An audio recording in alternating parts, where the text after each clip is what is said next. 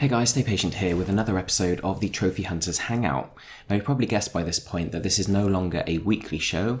I was being a bit overly ambitious there, trying to put out an episode every week along with all my other content, but I'm going to keep it as a regular feature on the channel, probably closer to every month or something like that. Now you'll also notice a bit of a change in format for this episode at least.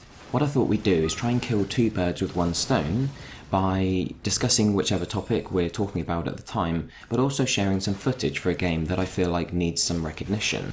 Now obviously this isn't always going to be possible because sometimes I need to do screen capture of the PC itself to be able to talk about whatever subject we're covering using websites and things like that.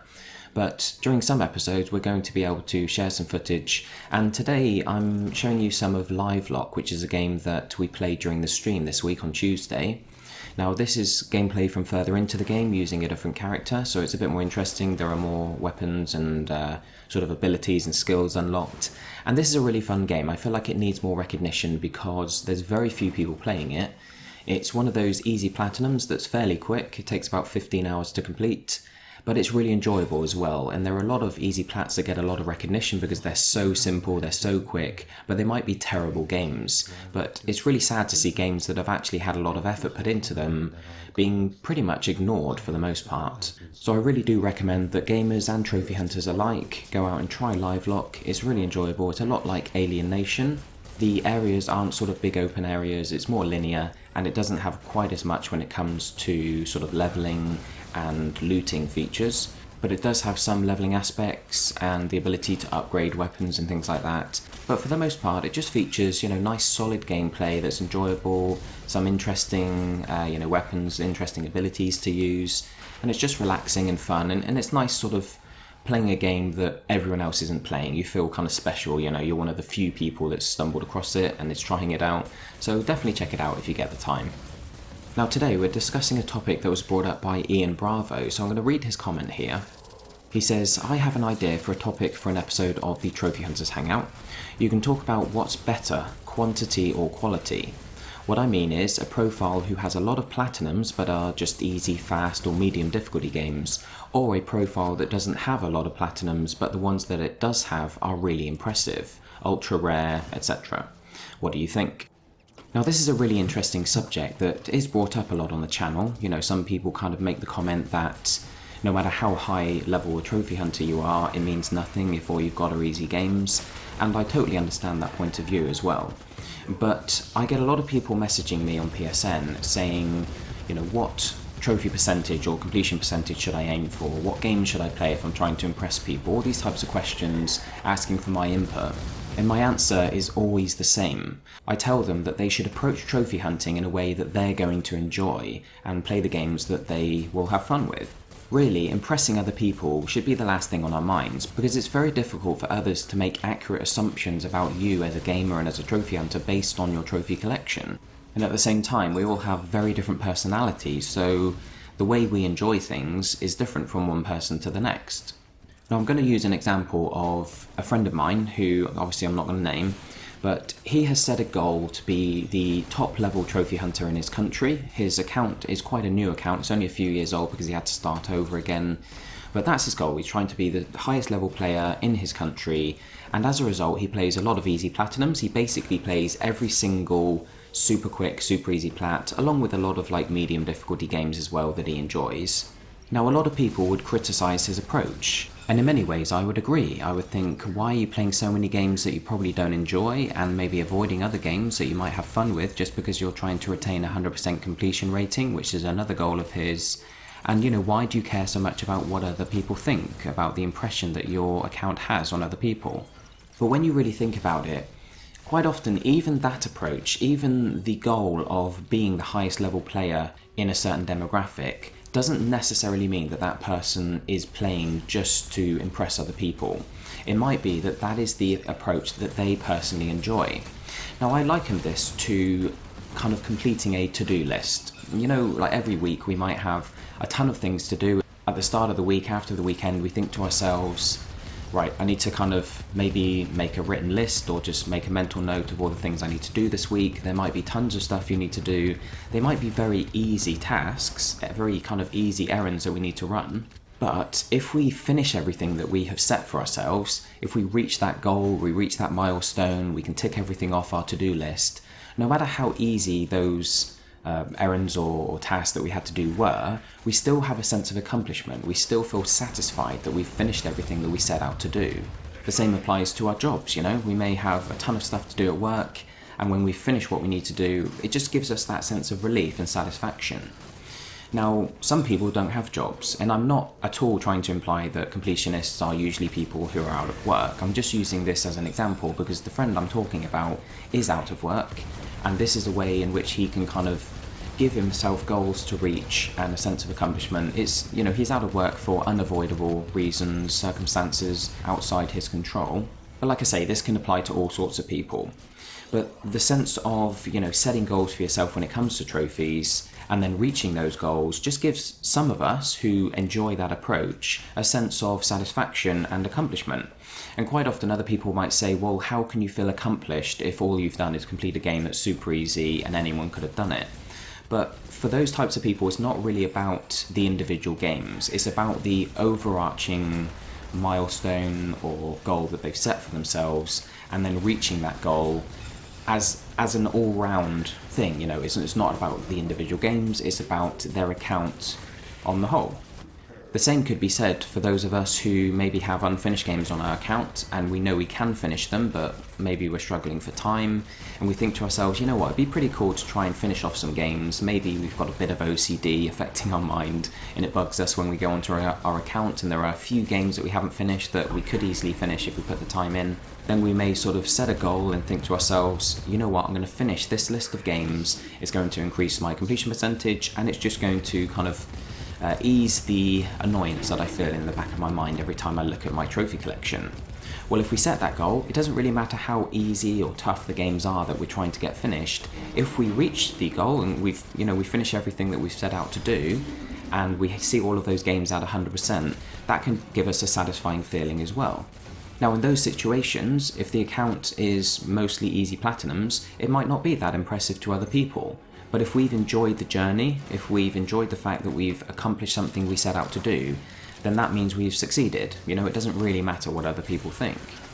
Now, on the flip side of that, talking about, taking an approach to trophy hunting that we're going to enjoy, which is the most important thing when it comes to gaming, we might be someone who does have a job, we have a very stressful job, we work very long hours, and we like to use gaming as a way of kind of winding down at the end of the day. Maybe our job is on our minds, and we feel like it's going to be difficult to sleep, maybe we're overthinking things, we've got a lot of adrenaline flowing through us. So often, if that's the case, playing tough games, even if you may have the ability to do so, you may be a very skilled gamer and trophy hunter, but because of the circumstances, because of the schedule you have to stick to, and the job you have, you might find those difficult games very stressful. You might find that you don't have the energy for them at the end of the day. Maybe you find that you can play them, but they get you a bit riled up, You're trying to wind down at the end of the day, but when you go to bed, if you've played a really tough platinum, you're still kind of buzzing and your mind's running a mile a minute, so you find it tougher to sleep. But if you're playing super easy games, maybe things like the Telltale games, which are dead easy platinums, of course, but are enjoyable to play, and they're almost the equivalent of sitting watching TV, so they're a good way of winding down at the end of the day. They might be perfect for you. They might be a great way of helping you to relax and just kind of take your mind off the events of the day and prepare yourself to be able to have a decent night's sleep. So again, if someone looks at your account and they see all of the Telltale games on there, they might think, he's not a skilled trophy hunter. But you have to remember that none of us really understand the circumstances that each gamer has and the reasons why they play each game that they do play. Now, the same is true for the other end of the scale as well. Some people find that they can't enjoy a game unless it's very difficult, unless it presents them with a challenge, and that's thoroughly legitimate as well. Now, I personally sit somewhere right down the middle. It really depends what mood I'm in. Sometimes I really thrive on really challenging myself with something extremely tough. Other times I just want to relax and have fun with something nice and easy. But either way, it's very difficult to make accurate assumptions about someone based on the games that they've played. Of course, that kind of flies in the face of the idea of me reviewing people's trophy collections like I do on the channel sometimes. But that's really more about taking a look at the games they've played and just talking about them and my opinion of the games, and maybe trying to make some assumptions. But we all know that 9 times out of 10 we're not going to be able to accurately assume someone's circumstances or their preferences on games, whatever. I think a good example of this are the Japanese visual novels on Vita. Now, these are unbelievably easy platinums, and they're super quick as well. Now, let's imagine you stumble across someone's account and they have like 100 Japanese games on there. They're all really quick visual novels, and you think to yourself, right, he's a trophy hunter, but he's not challenging himself and he's just playing games that he doesn't understand maybe. Not many of us in the West speak Japanese, some may do obviously, but for the most part, trophy hunters playing those games won't understand what's going on. They're literally just playing them for the trophies. Now, there's nothing wrong with that, because I find that, obviously most of the games I play are substantial games that are enjoyable, that are a bit tougher, but I do like to just slot in some of those easy platinums between other games, because I find that it kind of cleanses my palate and kind of prepares me to set out on a new journey. But you may look at an account that only has visual novels on it and assume that that player is not a legitimate trophy hunter, he's not a legitimate gamer, he's just worried about what other people think of him. But consider this scenario. It could well be that the person who owns that account is maybe learning Japanese, for one thing.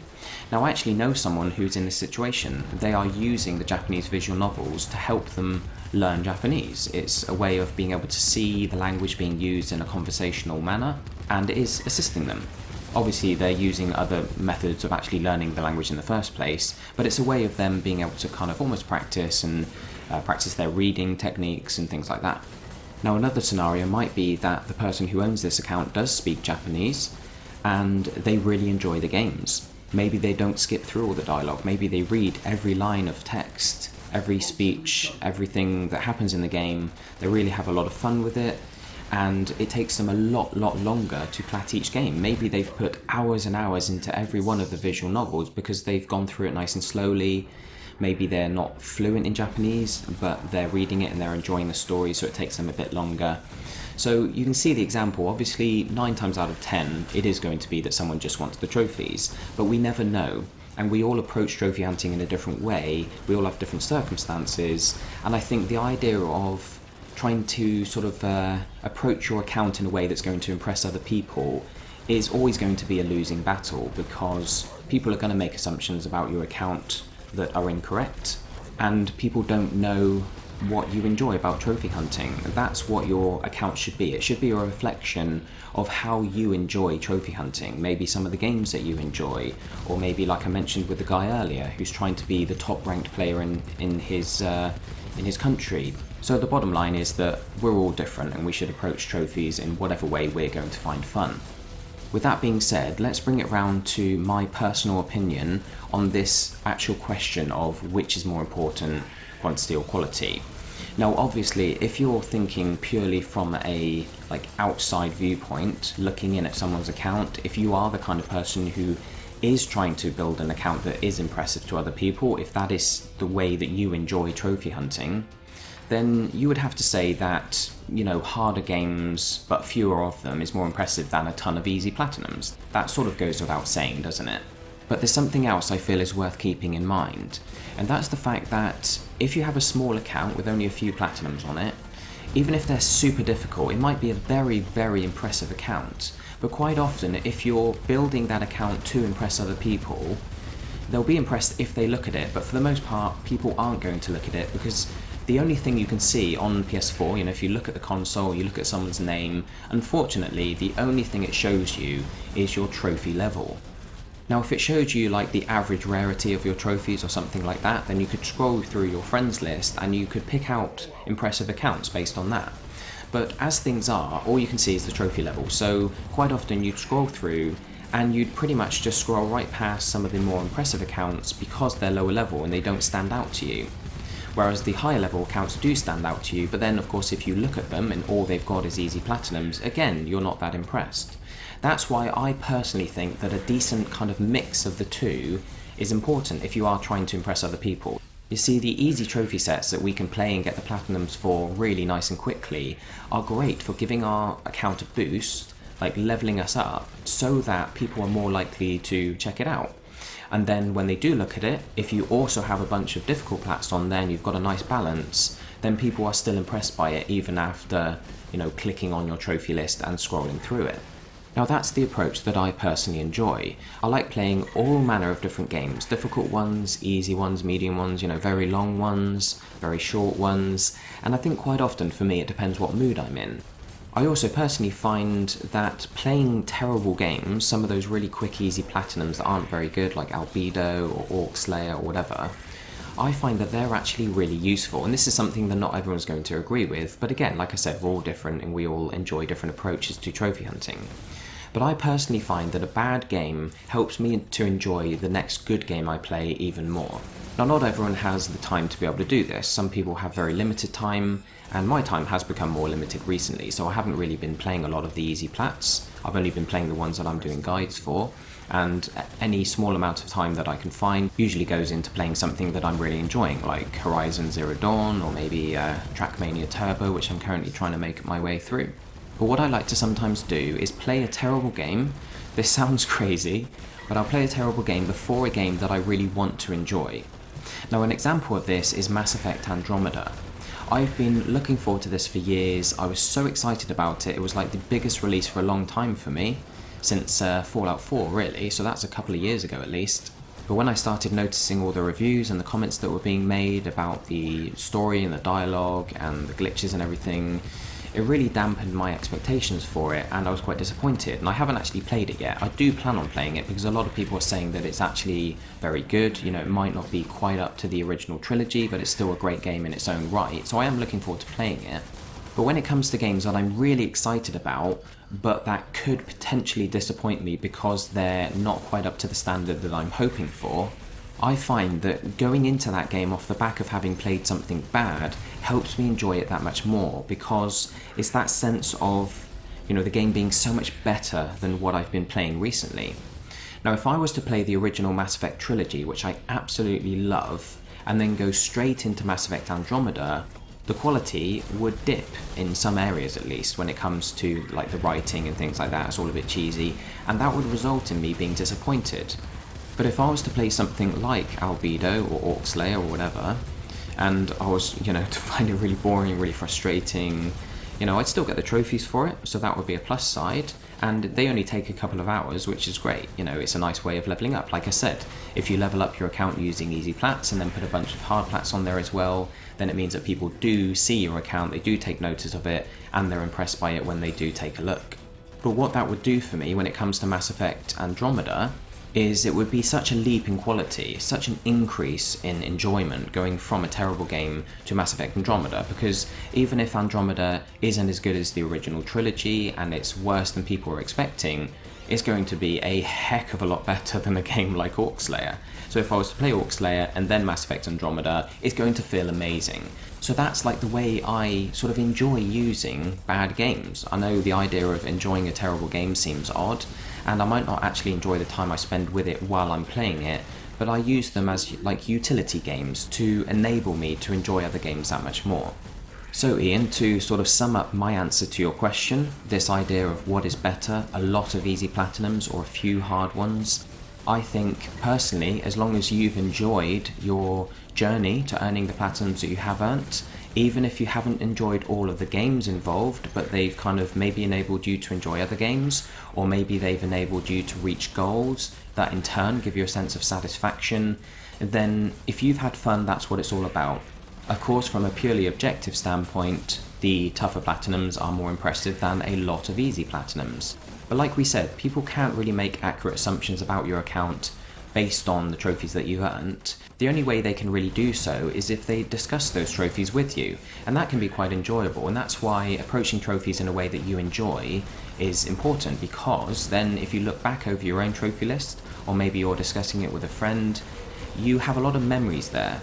And sometimes even the terrible games give you fun memories. You might remember terrible glitches. I mean, I often talk to people about Orc Slayer. It was a shocking game, but I have a lot of fun and we have a lot of laughs talking with buddies about how terrible it is, other people that have played it and experienced similar glitches. Some of the features in that game are just hilarious, You've got some areas in the game where the music changes, when you step over a threshold.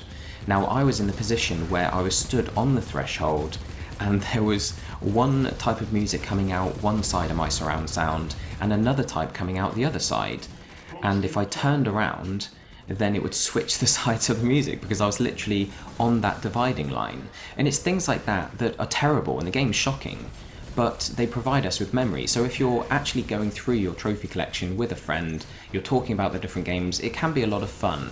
So if you've approached those trophies in whatever way you found most enjoyable, then that means you have an interesting subject to discuss with other people. You can take them through your trophy journey, you can explain all the games you played, you can tell them about the difficulties you had with some of the hardest platinums you've done, you can laugh about the terrible aspects of the worst games on the list, and I think it can result in quite an enjoyable conversation.